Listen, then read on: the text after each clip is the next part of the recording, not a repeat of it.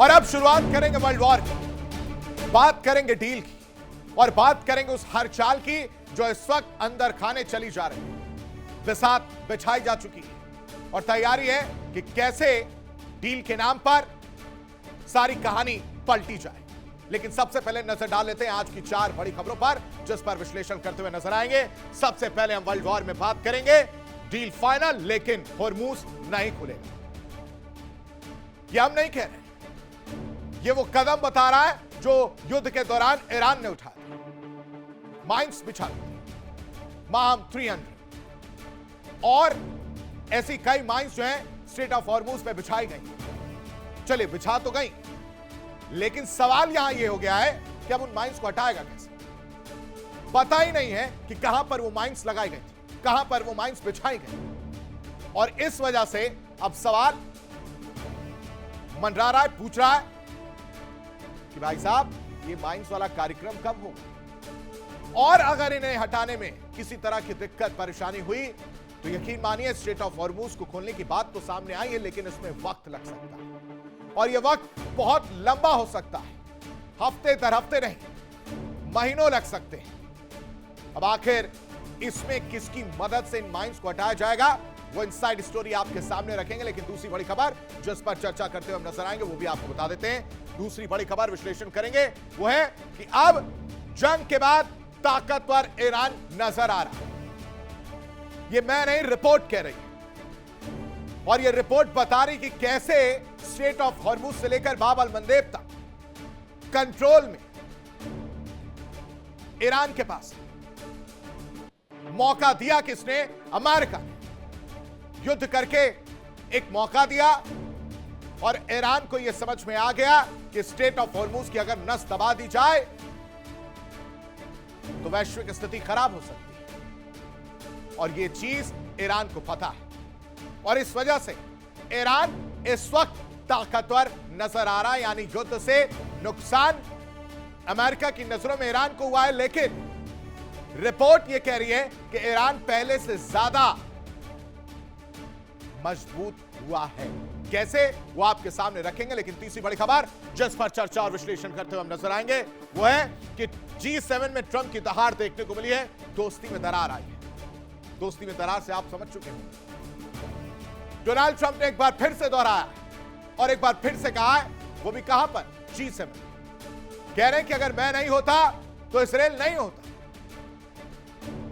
और इजराइल को नहीं पता है, उसमें यह क्षमता नहीं है डिसीजन मेकिंग पर सवाल उठाते। ये वही डोनाल्ड ट्रंप है जो इजराइल की तारीफ करते नहीं थक रहे थे। ये वही डोनाल्ड ट्रंप है जो इजराइल के साथ मिलकर ईरान पर हमला कर चुके थे और अब ये वही डोनाल्ड ट्रंप है जो इन सब बातों से पलटी मार गए और कह रहे हैं कि ये नहीं होते तो इजराइल नहीं होता। नेतन्याहू को बचाने का काम इन्होंने किया।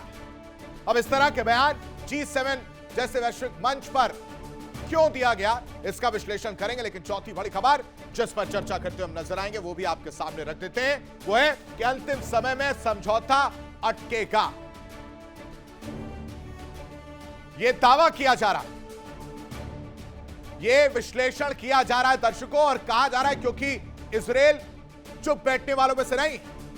इजराइल डे 1 से लगातार दक्षिणी लेबनान पर हमले कर रहा है और फिर से एक कहानी और एक खबर सामने आई जिसमें लेबनान पर हमला किया गया और 4 लोगों की मौत की खबर सामने आई। अब आप खुद सोचिए, एक तरफ डील की बात हो रही है, एक तरफ डील पर डिजिटल साइन की कहानी कही जा रही है, जेनेवा में तैयारी की जा रही है, 19 तारीख का वेट किया जा रहा है और दूसरी तरफ नेतन्याहू हमले कर रहे हैं। और अगर लेबनान पर हमले जारी रहे तो वो 14 पॉइंट्स याद करिए जिसमें लेबनान को लेकर ईरान ने साफ कहा था कि हमले वहां पर भी रुकने चाहिए, लेकिन हमले तो नहीं रुक रहे। और अगर हमले नहीं रुक रहे हैं तो क्या यह डील पास होती हुई नजर आएगी?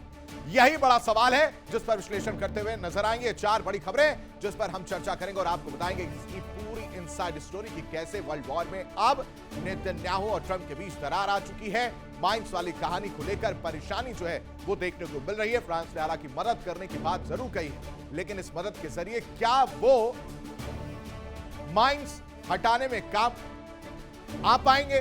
कितना लंबा समय लगेगा ये इस वक्त बड़ा सवाल बना मंडरा रहा है। तो ये 4 बड़ी खबरें, लेकिन सबसे पहले नजर डाल लेंगे आज की 4 और बड़ी खबरों पर।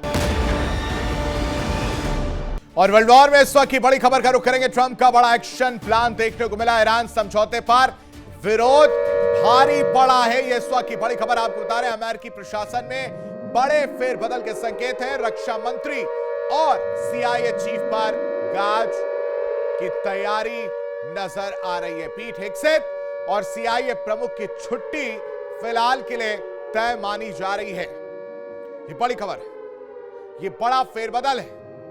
कहा जा रहा है कि ये डील के खिलाफ थे और इस वजह से यह तैयारी की जा रही है, लेकिन डील हो गई है, डिजिटली साइन भी हो गए, बयान भी आ गया।